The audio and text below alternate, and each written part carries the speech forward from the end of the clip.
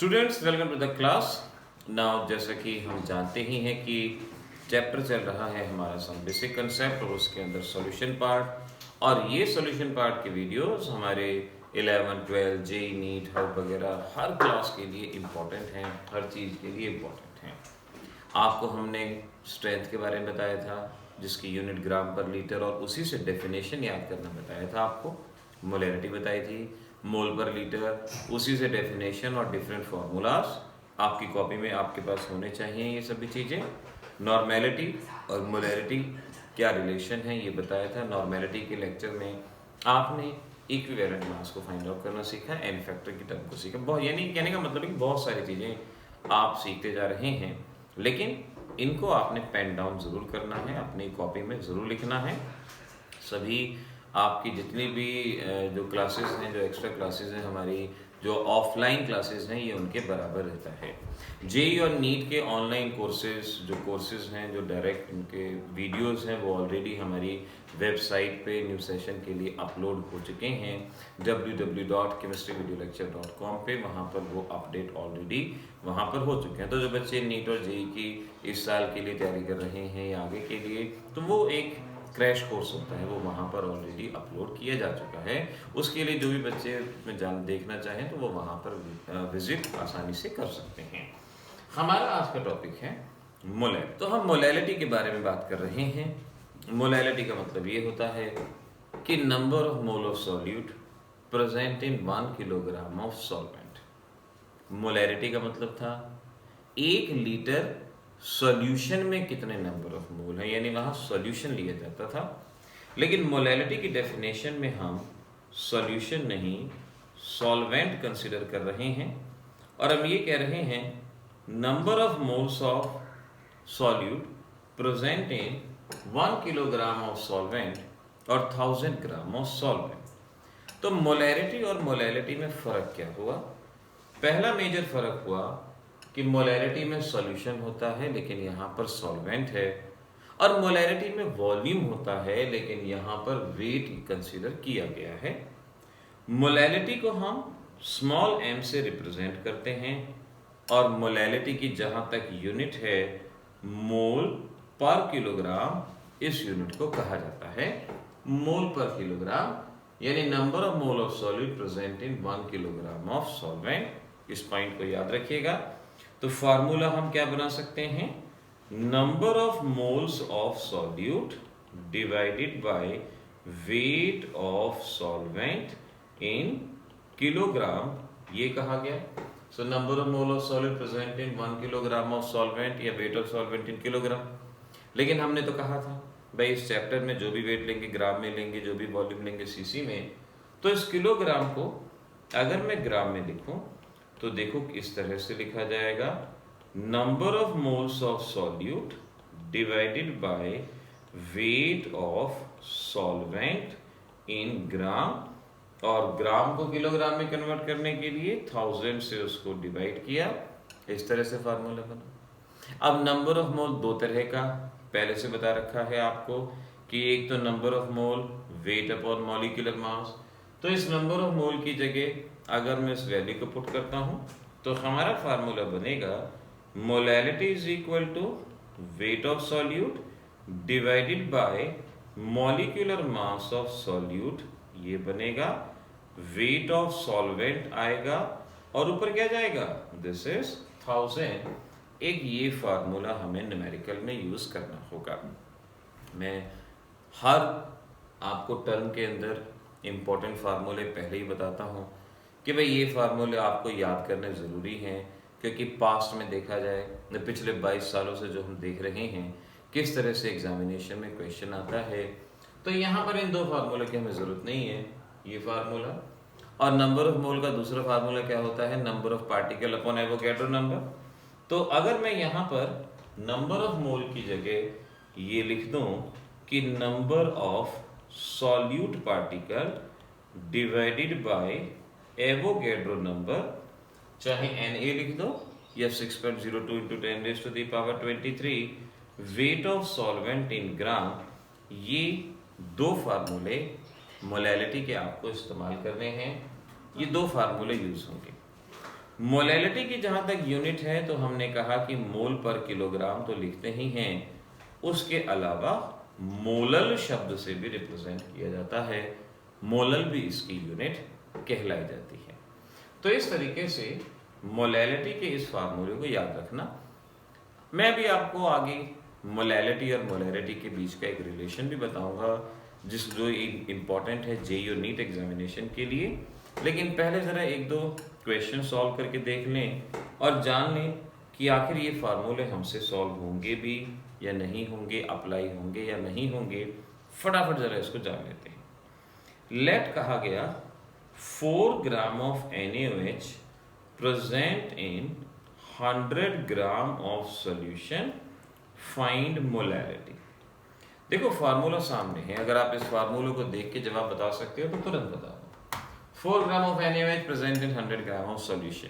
जानते हैं 11th में जब स्टूडेंट आते हैं तो यहाँ गलती होती ही होती है। कारण क्या होता है? एक तो 10th का ओवर कॉन्फिडेंस, 10th के बहुत अच्छे मार्क्स, जो कि आपका हक है, बनता है आपका हक। लेकिन 11th में आते ही वो 10th के मार्क्स को हमें भूलना होगा, हमें 11th 12th में आगे जानना होगा। चाइना वॉल, दीवार तो दीवार है, लेकिन एक तो हो गई छोटी सी दीवार जो किसी पार्क के पास बनी हुई है, और एक हो गई चाइना की दीवार। दोनों दीवारों में फर्क है। उसी तरह से 10th का एक अपना अलग लेवल था, उसकी अपनी एक मर्यादा थी, एक प्रेस्टीज थी। लेकिन 11th 12th की अपनी मर्यादा है, अपनी प्रेस्टीज है, जो कि काफ़ी बढ़ के है।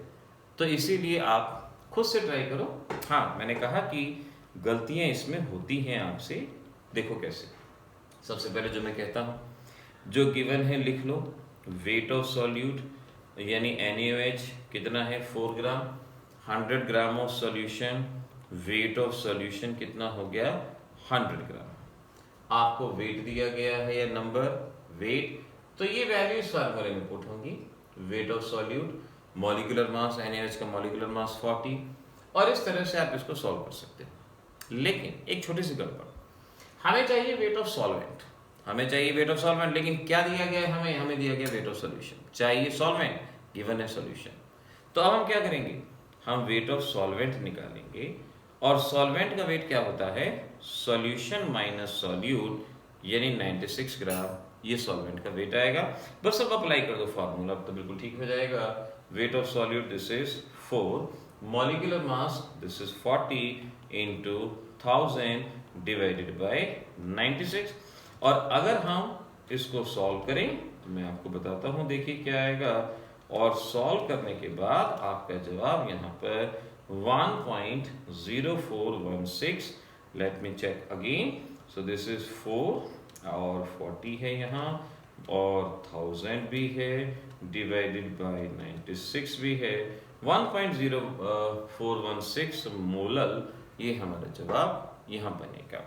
तो कई बार जल्दबाजी में होता है कि आप ये सॉल्यूशन का वेट ही यहाँ पर पुट कर देते हैं, सॉल्यूशन का वेट पुट कर देते हैं, और वो जवाब गलत हो जाता है। थोड़ा सा इसको ध्यान रखने की ज़रूरत है। ऐसे ही एक और क्वेश्चन देता हूँ, एक और क्वेश्चन सॉल्व करते हैं, देखते हैं क्या जवाब आता है आपका, किस हद तक पहुँच पाते हैं।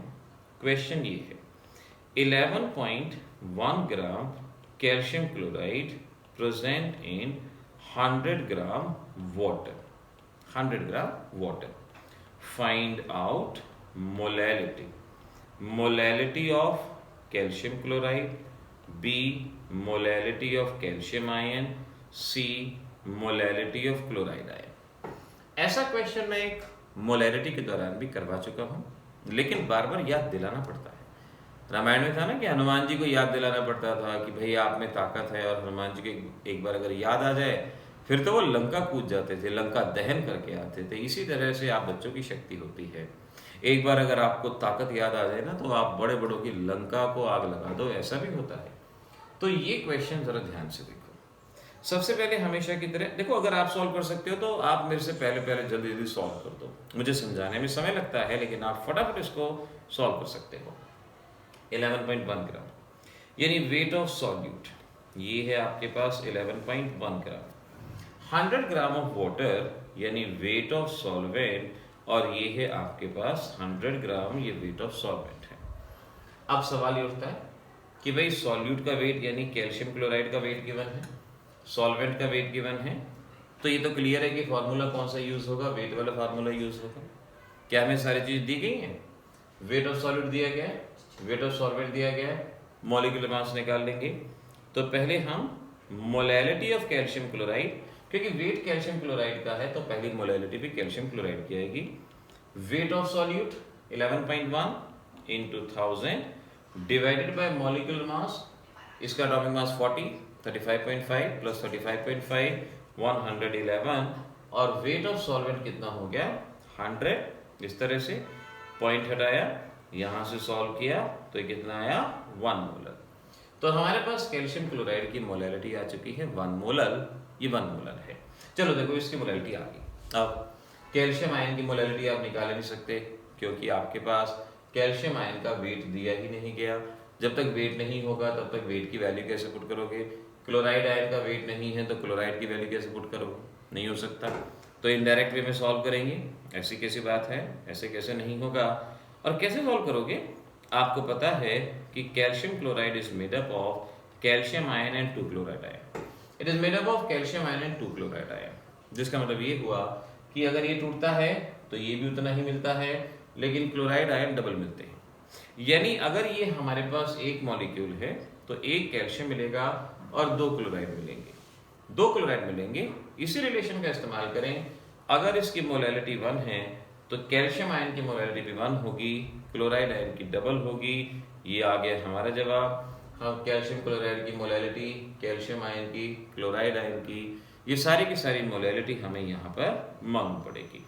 तो इस तरह से बच्चों ये मोलैलिटी के क्वेश्चन आप इस तरह से बता सकते हैं, कोई ज़्यादा मुश्किल नहीं है, बहुत आसानी से क्वेश्चन सॉल्व होंगे। ये 2 फार्मूले मैंने आपको बताए, याद रखने चाहिए थे। एक इम्पॉर्टेंट फार्मूला अब आप ज़रा अलग से लिख लो और उसको याद करना। 1 upon molarity, density upon molarity, molecular mass of solute divided bye 1000। ये है relation. This is the relation between molality and molarity. Molality and molarity यानी अगर आप मोलैरिटी निकाल चुके हो तो मोलैलिटी को यहां से निकाला जा सकता है। किसी भी न्यूमेरिकल में अगर आपको डेंसिटी चाहिए और डेंसिटी नहीं दी गई तो आप कितनी मानते हैं? डेंसिटी उसकी 1 मानी जाती है, 1 कंसीडर की जाती है, ध्यान रखिएगा। नाउ अब इस फार्मूले का इस्तेमाल कैसे करना है ये मैं आपको एक क्वेश्चन से सिखाता हूँ। कोशिश वही कि फॉर्मूला जब आपको दे दिया तो आप इसको फटाफट सॉल्व कर दो, नहीं होता तो उसको सीख लो। क्वेश्चन ये है, the density of 1 molar solution of NaCl is 1.0585 gram per milliliter. The molality of solution will be, molality of solution will be option A 1.0585, option B, option C and option D, और एक हमारा option E none of these। हमारे पास एक question आया, ये multiple choice में past में काफ़ी आए हैं इस तरह के क्वेश्चन, और अब क्योंकि आपके एग्जामिनेशन का पैटर्न ही ऐसा हो गया कि उसमें भी MCQs आना है तो ये क्वेश्चन एक क्लासिकल क्वेश्चन है, इंपॉर्टेंट क्वेश्चन है। तो देखो कैसे सॉल्व करेंगे। जस्ट वैल्यू पुट करनी है आपने, कुछ नहीं। मोलैलिटी आपको निकालनी है, so you can say 1/m, density वो रही 1.0585, मोलैरिटी गिवन है आपको 1, और molecular mass of solute NaCl का मॉलिक्यूलर मास 58.5 अपॉन 1000, ये हमारे पास आएगा। बस इसको सॉल्व कर लो। आपने LCM लिया, LCM आपके पास 1000 आ गया, 1000 आ गया तो इसको जब आपने सॉल्व किया तो 1058.5 माइनस 58.5 आया, और ये आपको सॉल्व करके 1000 upon 1000 1/m, 1/m is equal to, इसको पलट दो तो molality is equal to 1000 upon 1000, जिसको सॉल्व किया तो कितना आया 1, यानी ऑप्शन नंबर बी ये हमारा सॉल्व होगा। इस तरह से चीजें जानते भी जाओ। अगर मैं सारे फार्मूले आपको एक साथ लिखवा दूं और कहूं कि भाई न्यूमेरिकल बाद में सॉल्व करते रहेंगे, और फिर बाद की बात तो गई, बाद की बात फिर लौट के नहीं आया करती, वो बाद की बात तो चल ही जाती है। इसीलिए बहुत ज़रूरी है कि जो जो पढ़ते जाओ उसके फार्मूले साथ के साथ सॉल्व करते जाओ, फार्मूले आपको साथ के साथ आने चाहिए। अब मेरा आपसे सवाल ये है, कॉपी में नोट कर लेना, which should be preferred, molarity और मोलैलिटी। हमें मोलैरिटी और मोलैलिटी में से किसको प्रेफर करना चाहिए, ये सवाल पूछा जाता है। अब एक बात ये जान लो कि प्रेफर का मतलब ये है जो रिलायबल हो, जो बदले ना, हमें उसको प्रेफर करना चाहिए। मोलैरिटी में वॉल्यूम ऑफ सॉल्यूशन होता है, number of mole of solid present in 1 litre of solution, volume होता है। लेकिन मोलैलिटी में वॉल्यूम नहीं होता, मोलैलिटी में वेट होता है, number of mole of solid present in 1 kilogram of solvent. और आपको पता होना चाहिए कि जैसे जैसे टेम्परेचर बदलता है, टेम्परेचर बदलने के साथ साथ वॉल्यूम भी बदलता है, लेकिन वेट नहीं बदलता। तो मोलैरिटी और मोलैलिटी में से प्रेफरेबल क्वांटिटी है molality, because it is not affected by temperature. Molality पे टेम्परेचर का इफेक्ट नहीं होता, इस पॉइंट को याद रखिएगा। इस पे एक बड़ा इंपॉर्टेंट क्वेश्चन है, अलग से लिख लीजिएगा, which is more concentrated, 1 molar और 1 molar, which is more concentrated. अब जैसे जैसे मैं लिखवा रहा हूं ना, इसको वैसे ही करना, वैसे ही लिखना, बहुत ध्यान से लिखना। 1 मोलर और 1 मोलर, चलो आगे बढ़ने से पहले मैं पहले 1 मोलर का मतलब बता दूं। 1 मोलर का मतलब मोलैरिटी 1, और मोलैरिटी क्या थी, number of mole of solute. तो मैं ये कहूंगा कि इसका मतलब ये है कि 1 मोल of solute present in 1000 CC of solution. 1 mole solute 1000 CC of solution में, और मोलैलिटी का मतलब ये हुआ, 1 मोलर का मतलब 1 मोल of solute present in 1000 gram of solvent. Solvent अगर मेंशन ना हो तो हमेशा से क्या होता है, वाटर को सॉल्वेंट माना जाता है। भाई इसका 1 मोल 1000 सीसी में है और उसका 1 मोल 1000 ग्राम ऑफ वाटर। अच्छा, कंसंट्रेटेड सॉल्यूशन किसे कहते हैं? कंसंट्रेटेड सॉल्यूशन से मतलब होता है जिसमें सॉल्यूट ज्यादा हो, और अगर सॉल्यूट बराबर है तो जिसमें सॉल्वेंट कम हो। जिसमें सॉल्यूट ज्यादा हो, यहां भी सॉल्यूट 1 मोल, वहां भी सॉल्यूट 1 मोल, तो सॉल्यूट के बेसिस पे तो फैसला हो ही नहीं सकता, कर ही नहीं सकते आप फैसला, क्योंकि वो तो दोनों में बराबर हैं। फिर सॉल्वेंट चेक करो, यहां 1000 सीसी ऑफ सॉल्यूशन। देखो सॉल्यूशन का मतलब क्या हुआ, उसमें सॉल्वेंट भी है और सॉल्यूट भी है। सॉल्वेंट और सॉल्यूट मिला के कितना है, ये 1000 सीसी। सॉल्यूशन का मतलब सॉल्वेंट प्लस सॉल्यूट मिला के 1000 सीसी। अच्छा, ये सीसीज में है और वो ग्राम में है, तो कंपैरिजन करना मुश्किल है। उसे भी सीसी में कन्वर्ट करो। कैसे करोगे, volume is equal to mass upon density, यानी वॉल्यूम ऑफ वाटर यानी वॉल्यूम ऑफ सॉल्वेंट होगा, मास और डेंसिटी कितनी होती है वाटर की, 1, तो मैं कहूंगा वॉल्यूम ऑफ सॉल्वेंट कितना है यहां पर, 1000 CC. Volume of solvent 1000 CC. अब गौर करो, यहां सॉल्वेंट 1000 सीसी, यहां सॉल्यूशन 1000 सीसी, जिसमें सॉल्वेंट भी है सॉल्यूट भी। इसका मतलब ये हुआ कि सॉल्वेंट का अमाउंट 1000 से कम होगा, क्योंकि टोटल 1000 है, जिसमें कुछ सॉल्वेंट है कुछ सॉल्यूट है, तो solvent must be less than 1000 CC. तो यहां पर इस केस में volume of solvent must be less than 1000 CC, ये कह सकते हैं। तो वहां पे वॉल्यूम ऑफ सॉल्वेंट 1000 सीसी है, यहाँ 1000 सीसी से कम है, और जहां पर सॉल्वेंट का अमाउंट कम होता है वही ज्यादा कंसंट्रेटेड। तो लास्ट में क्या लिखोगे, जो मैं बोल रहा हूँ वो आप लिख लेना। लास्ट में आप ये लिखोगे कि 1 molar is more concentrated than 1 molar because of lower amount of solvent in 1 molar, it is more concentrated than 1 molar. ये यहां पर लिखा जाएगा। इस तरीके से आपका ये क्वेश्चन सॉल्व हो जाएगा। मोलैलिटी पे 2 क्वेश्चन मैंने अभी बता दिए जो एग्जाम में आते हैं, कि प्रेफर किसको करते हैं, और मोलैलिटी और मोलैरिटी में से ज़्यादा कंसंट्रेटेड कौन होता है। ऐसे मैंने मोलैरिटी में एक आपको क्वेश्चन कराया था, शायद याद हो आपको, कि प्योर वाटर की मोलैरिटी क्या है। उसी तरह से एक ये इंपॉर्टेंट क्वेश्चन माना जाता है।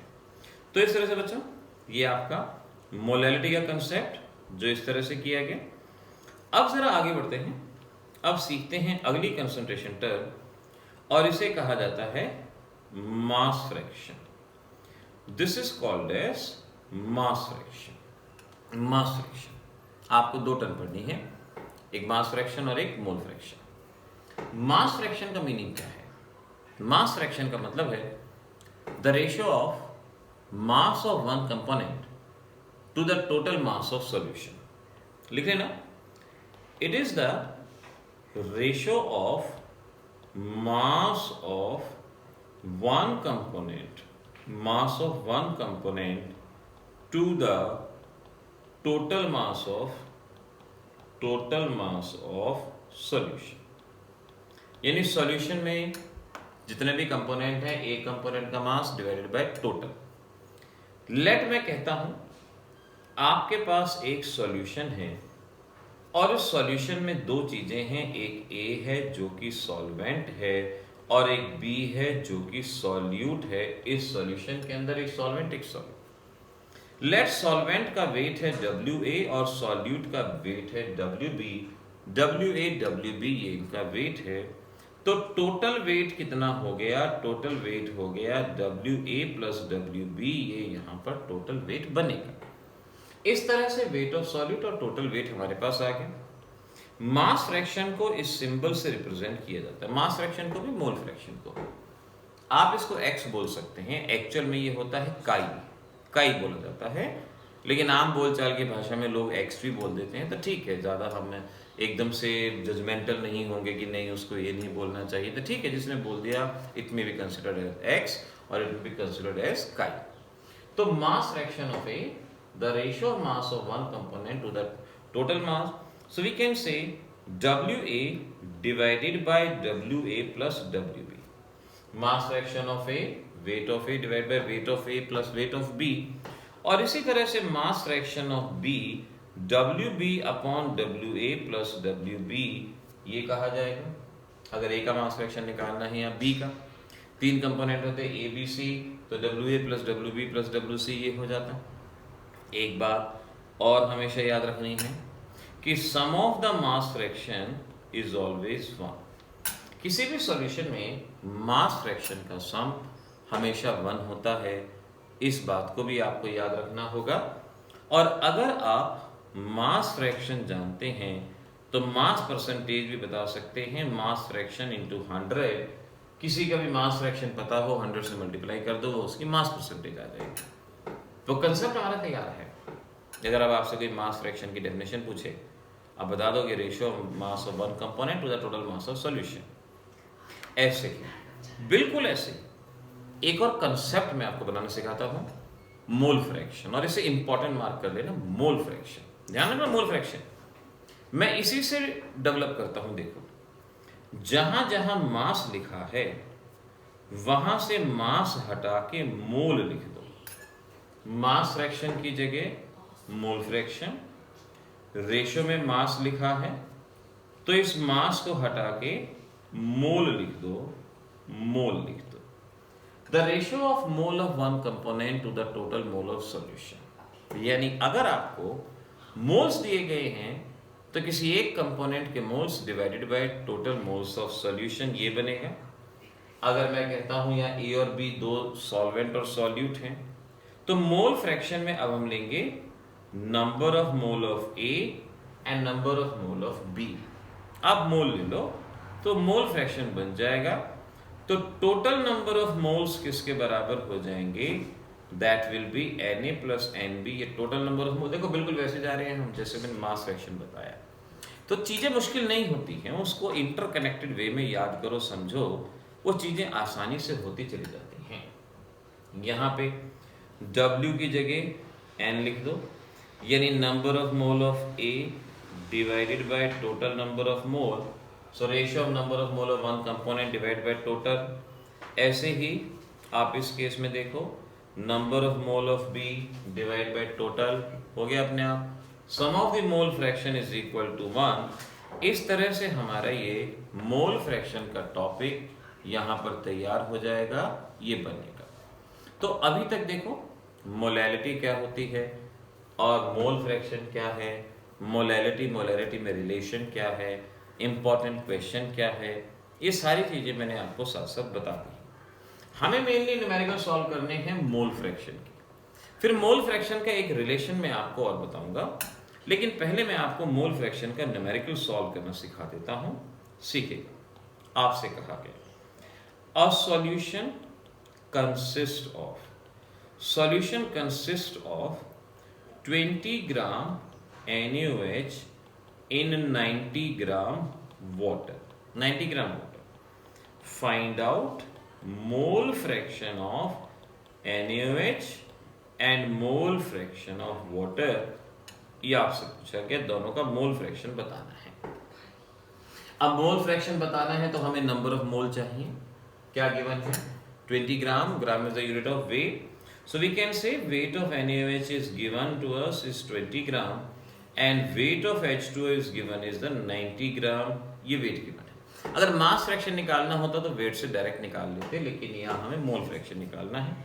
तो number of mole of NaOH किसके बराबर होंगे? तो नंबर ऑफ मोल का फार्मूला जानते हो ना, weight upon molecular mass. Weight 20 और इसका मॉलिक्यूलर मास 40, तो ये कितना आया? 0.5। ये इसके नंबर ऑफ मोल्स आ गए। ऐसे ही number of mole of water, weight upon molecular mass 5। इस तरह से हमारे पास इनके नंबर ऑफ मोल आ गए। तो अब आपको निकालना है मोल fraction of NaOH। Formula number of mole of NaOH divided by number of mole of NaOH plus number of mole of water, यानी एक के number of mole divided by total के नंबर ऑफ मोल। अब number of mole of NaOH कितना है? This is 0.5 divided by 0.5 plus 5, तो 0.5 upon 5.5। और यहाँ से अगर आपने इसको सॉल्व किया तो ये सॉल्व करके आ जाएगा 0.09। ये इसका मोल फ्रैक्शन आपके पास आएगा, मोल फ्रैक्शन। अच्छा, अगर NaOH का मोल फ्रैक्शन आ गया तो वाटर का मोल फ्रैक्शन निकालने के दो मेथड हैं। या तो ऐसे फार्मूला लिखो, number of mole of H2O, number of mole of NaOH plus number of mole of H2O, और इसकी वैल्यू को पुट कर दो। Number of mole of water 5 और ये आपका इधर कितना आएगा? 0.5 और प्लस 5 यानी 5 अपॉन 5.5 ही आएगा। और 5 अपॉन 5.5 को अगर आप सॉल्व करेंगे तो ये सॉल्व करके 0.909 ऐसे आता है।